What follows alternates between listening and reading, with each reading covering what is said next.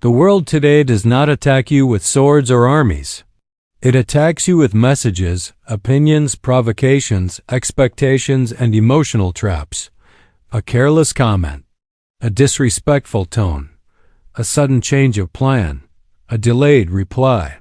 Most people react instantly. Emotion rises. Words spill. Energy leaks. And without realizing it, they hand their power away. The Stoics saw this pattern 2,000 years ago. They understood that whoever controls your emotional reactions controls you, not through force, through impulse. The person who can make you angry, defensive, desperate, or insecure becomes your invisible master. And most people walk through life mastered by strangers. The unreactive mind is the opposite. It is a mind that does not flinch at every stimulus. It does not jump at every noise. It does not chase every emotional spark. It observes first, decides second, acts last. This is not emotional coldness. It is emotional sovereignty. Modern psychology confirms that emotional reactivity is one of the strongest predictors of stress, anxiety, burnout, broken relationships, and poor decision-making. A reactive mind lives at the mercy of external events. An unreactive mind lives from internal authority. Imagine two people facing the same insult. One snaps, raises voice, defends ego, loses composure. The other pauses. Breath settles. Eyes remain steady. Words come slowly. That second person holds the frame, controls the encounter, leaves dignity intact. This is the unreactive advantage. The Stoics trained this daily. They expected provocation. They rehearsed misfortune in advance. They reminded themselves that people act from ignorance, insecurity, and pain. When someone attacked them, they did not see an enemy. They saw a test of character. The reactive mind takes everything personally. The unreactive mind understands that most behavior is not about you. It is about the other person's inner world, their fears, their habits, their unresolved wounds. When you see this clearly, insults lose poison. Drama loses gravity. Silence plays a role here.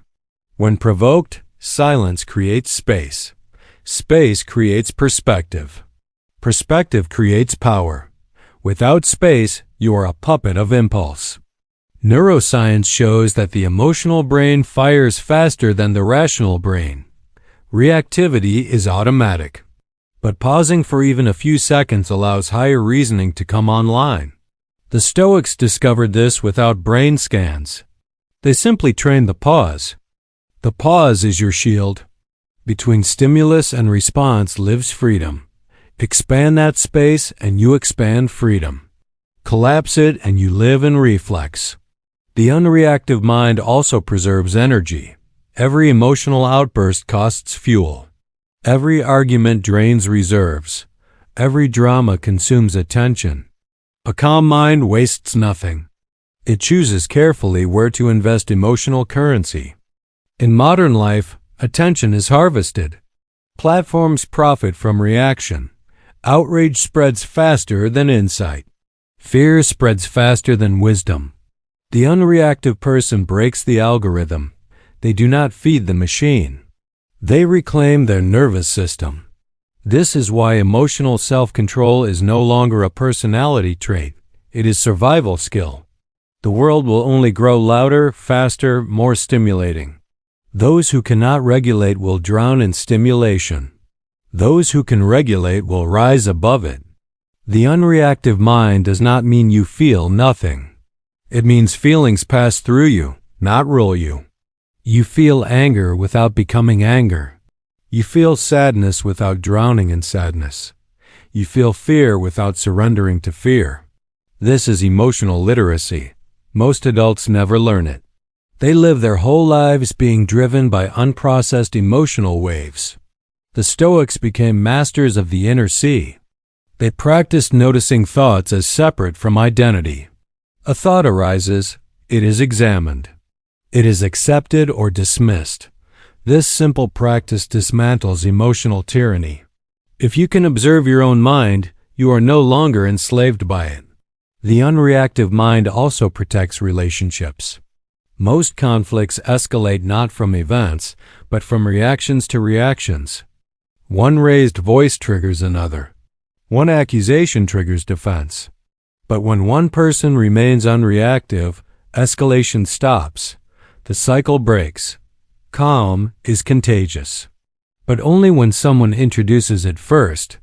This is why wise elders in traditional cultures spoke little and listened deeply. They allowed others to exhaust their emotion while they remained steady. Their steadiness became guidance. In leadership, emotional steadiness is the foundation of trust. People do not trust perfection. They trust stability. They trust those who remain centered when situations shake. An unreactive leader does not panic, does not blame, does not lash out. They absorb chaos and return clarity. This is rare. This is magnetic. The Stoics were not passive. They were prepared. They trained to meet chaos without inner collapse. That is true strength. Training the unreactive mind starts small. When something irritates you, notice the impulse to react. Do not suppress it. Observe it. Breathe. Let it pass. Choose your response consciously. At first, this feels unnatural, because most people live on emotional autopilot, but repetition builds new neural pathways. Over time, pause becomes natural. Reaction becomes optional. The unreactive mind also sharpens judgment. When emotions calm, perception clears. You see facts instead of projections. You hear words instead of tone. You solve instead of fight. This is why courts value judges who speak slowly. Why surgeons move calmly. Why pilots train to remain steady under alarm. In high-stakes environments, reactivity kills. Calm saves. Life itself is high stakes. Every day you make choices shaping your future. Make them from reactivity and you build chaos. Make them from calm and you build destiny. The unreactive mind also frees you from social approval addiction. Many reactions come from fear of being judged, rejected, or misunderstood. When you stop reacting automatically, you stop performing. You start choosing authenticity. You no longer need to prove yourself in every interaction. You no longer need to defend your ego in every disagreement. You no longer need to win every conversation. That is inner freedom. The Stoics taught that true freedom is independence from external control. Emotional control is the highest independence. You cannot control the world. You cannot control other people. But you can control your response. And that is enough. The unreactive mind also heals past wounds. Trauma often lives as hypersensitivity. A tone triggers panic. A phrase triggers memory. A situation triggers collapse. With gentle training and pause and awareness, old patterns loosen. Healing begins. Silence, breath, observation, patience. These simple tools rebuild nervous system resilience. This is not theory. This is practice. Daily practice. Moment by moment practice. You do not become unreactive overnight. You become it through thousands of small pauses, thousands of small choices, thousands of moments where you refuse to be pulled. And one day you realize something quietly powerful. Nothing outside you can force you to lose yourself. That is the unreactive mind. That is the untouchable mind. That is the beginning of inner mastery. This is the foundation.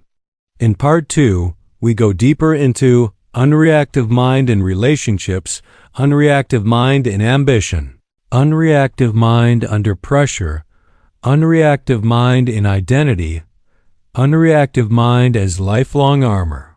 The unreactive mind in relationships is a quiet revolution. Most relationships fail not because of lack of love, but because of unmanaged emotional storms. A harsh word. A misunderstood message. A tired tone. The reactive mind attacks or retreats instantly. But the unreactive mind pauses long enough to see what is really happening beneath the surface. It sees fear instead of insult, exhaustion instead of disrespect, confusion instead of rejection. And that single pause saves years of unnecessary damage. When you stop reacting, you start understanding. And when you start understanding, connection deepens. The Stoics believe that people act according to their perception of good. Even when they behave badly, they believe they are protecting something inside themselves. When you see this, compassion replaces combat. And compassion is far stronger than victory in an argument. In love, the unreactive mind becomes safety. A partner who does not explode, withdraw, or punish emotionally becomes a calm harbor. People relax around steady minds. They open, they trust, they feel seen instead of judged. Emotional steadiness becomes the foundation of lasting intimacy. In ambition, the unreactive mind protects vision. The reactive mind chases every opportunity, every trend, every comparison. It panics when others succeed. It rushes when pressure appears. But the unreactive mind stays on its path. It observes the field without abandoning its direction. It works quietly while others broadcast loudly. And over time, quiet consistency outperforms frantic motion. The Stoics did not chase outcomes. They committed to right action. The unreactive mind in ambition means you do not collapse when progress is slow. You do not quit when applause is missing. You do not change identity when feedback shifts. You build steadily, silently, relentlessly. Under pressure, the unreactive mind becomes priceless. Pressure reveals training. When crisis hits, most minds shorten.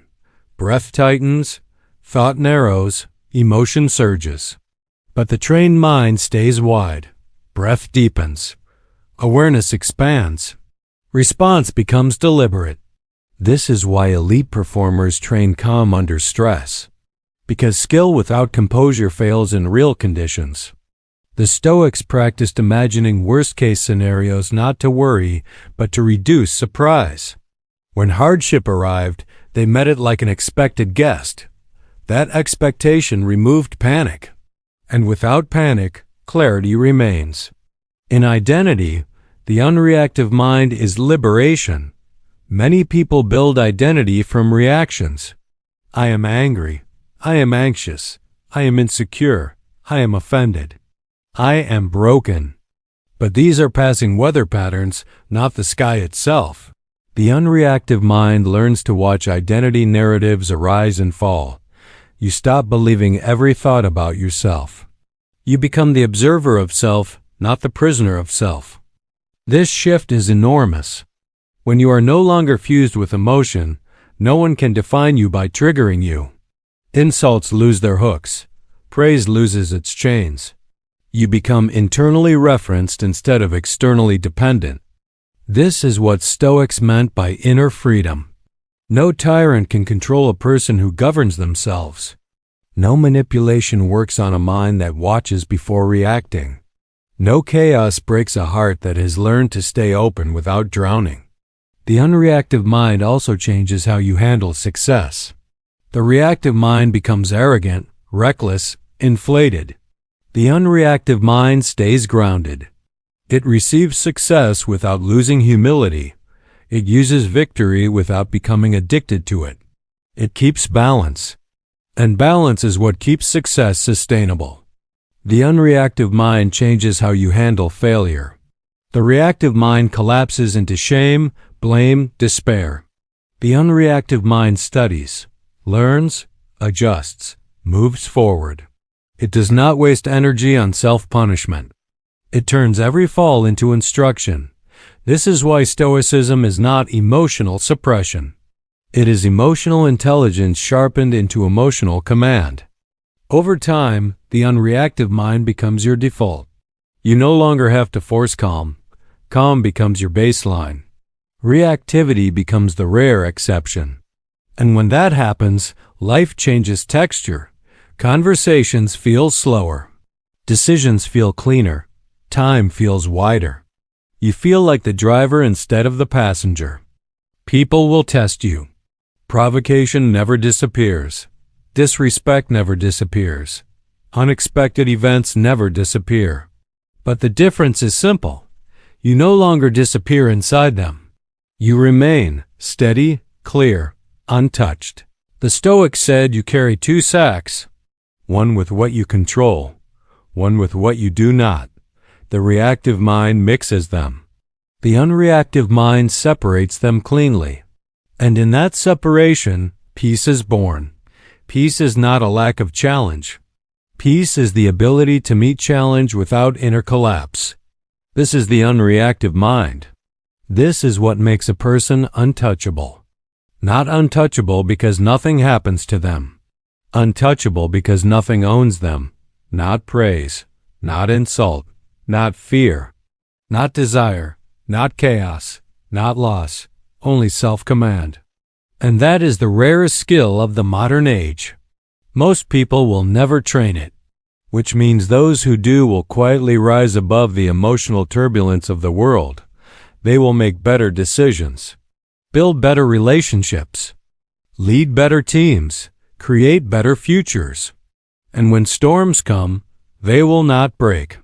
They will stand, still, clear, unreactive. This is the path Psychocalm is built for. The quiet revolution of the mind, the discipline of inner sovereignty, the art of becoming untouchable in an emotional world. When you live this, life no longer happens to you. Life moves through you. And you remain the calm center of it all.